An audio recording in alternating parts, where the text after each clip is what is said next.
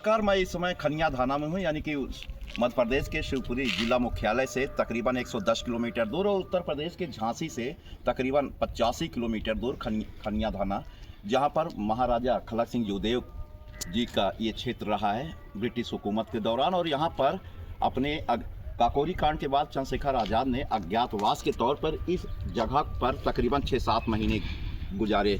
ये आप देख रहे हैं जिसे सीता पाठा कहा जाता है। इसी जगह पे आज हमारे चंद्रशेखर आज़ाद जी, महान शहीद चंद्रशेखर आज़ाद जी, इसी जगह पे अपने खनिया धाना के हमारे खलक सिंह जोदेव जी के ही देख रेख में यहाँ पे 6 महीने अज्ञातवास, और ये 6 महीने में वो अपना नाम चेंज कर दिए थे हरिशंकर शर्मा नाम से। और यहीं पर कई क्रांतिकारियों के साथ वो यहीं पर अपनी पिस्टल और की टेस्टिंग करते थे और अपने बम बनाने के जो तमाम यानी कि अंग्रेज़ों के खिलाफ क्रांतिकारी गतिविधियों में यहीं पर लिप्त हुआ करते थे। और इस समय हमारे साथ जुड़े हैं जी हमारे साथ अजय सनातनी जी। अजय सनातनी जी, बाकी आप इसके बारे में बताएं। जी नमस्कार सर। यहाँ ये जो सीता पाठा स्थान है, यहाँ पर घना जंगल हुआ करता था उस समय, और चंद्रशेखर आज़ाद जी यहाँ पर आते थे अज्ञातवास निवारण। दिन में यहाँ आ जाते थे, रात को जो सोते थे वो गोविंद बिहारी मंदिर में रात में उनका विश्राम वहाँ पर करते थे। और यहाँ पे सभी तरह के जो बॉम्ब टेस्टिंग होती थी या पिस्टल की टेस्टिंग होती थी वो यहीं पे करते थे। और जो अपना उनका निशाना तो अचूक था ही। यहाँ पर पत्थर टूटे हुए यहाँ पर मिलते हैं इस क्षेत्र में, मैंने आपको बताया यहाँ पर पीछे की तरफ, वहाँ पर उन्होंने बॉम्ब टेस्टिंग वगैरह की हुई है, तो उसकी वजह से वो बॉम्ब ब्लास्ट से पत्थर टूटे थे। अब तो हालांकि समय के साथ में निशान वगैरह सारी चीज़ें मिट गई हैं, लेकिन ये वही स्थान है खनिया धाना जहाँ पर इस तरह की ये गतिविधियाँ चंद्रशेखर आज़ाद जी करते रहे। सुनने में आया कि वो 6-7 महीने यहाँ पर रहे। 6-7 महीने से ज़्यादा ही रहे यहाँ पर। और यहाँ के राजा खलक सिंह जोदेव जो थे वो भी राष्ट्रवादी विचारधारा के थे, तो क्रांतिकारी विचारधारा के रहे हैं, तो उन्होंने उनको पूरा सपोर्ट किया। एक पिस्टल भी खरीद कर उन्होंने दी थी।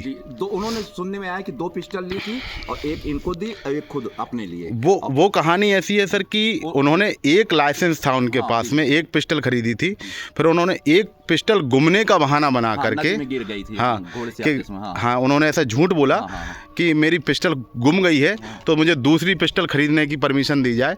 तब उन्होंने एक पिस्टल और खरीदी और फिर वो दूसरी पिस्टल उसी लाइसेंस पर चंद्रशेखर आज़ाद जी को दी थी। और आपके इसी खनिया धाना में चंद्रशेखर आज़ाद जी की जो एक अर्धनग्न यानी कि तस्वीर हुआ करती थी, जिसमें मूछे पे ताव देते हुए, सुनने में आया कि वो नहा के जैसे गए उसी समय वो उनको महाराज जोदेव जी पिस्टल जब दिए तो पहली बार उनके यानी कि एक चित्रकार आया, उनके लाख कोश कहने पर, यानी कि उन्होंने पहली बार अपनी तस्वीर सार्वजनिक की। बिल्कुल, वो भी गोविंद बिहारी मंदिर की ही तस्वीर है यहाँ की। ठीक है, कुछ लोग उसमें भी थोड़ा सा विरोधाभास कुछ इतिहास के लोगों में है, इतिहासकारों में, कि कोई कहते हैं कि गोविंद बिहारी मंदिर की है, कोई कहते हैं कि किले की है, खनिया धाना की किले, जहाँ पे आज भी यहाँ के जो राजवंश के लोग हैं वो वहाँ पर रहा करते हैं, उनके वंशज। यही कारण है कि उनको अंग्रेज नहीं पकड़ पाते, तो उनका उसके पहले यानी कि खनिया धाना के आने के पहले उनका कोई भी फोटो, कोई चित्र नहीं था उनका। जी बहुत बहुत शुक्रिया, नमस्कार जी। और कुछ कहना चाह रहे हैं अजय सनातनी साहब? जी बस यही कहना चाहता हूँ कि ये जो क्षेत्र है खनिया धाना, ये खनिया धाना क्षेत्र का इतिहास जितना जो प्राचीन है उतना लोगों तक पहुँचा नहीं है, बताया नहीं गया है अभी तक, और इतिहासकारों ने भी इसे पुस्तकों में महत्व विशेष नहीं दिया है। तो ये इतिहास लोगों तक, पूरे देश तक पहुँचना चाहिए यहाँ का इतिहास, और आपके माध्यम से चाहता हूँ मैं कि ये देश में ये पूरा इतिहास पहुँचे। जी धन्यवाद। के लिए हमें इजाज़त दें। जय हिंद, जय भारत, राष्ट्रवाद जिंदाबाद।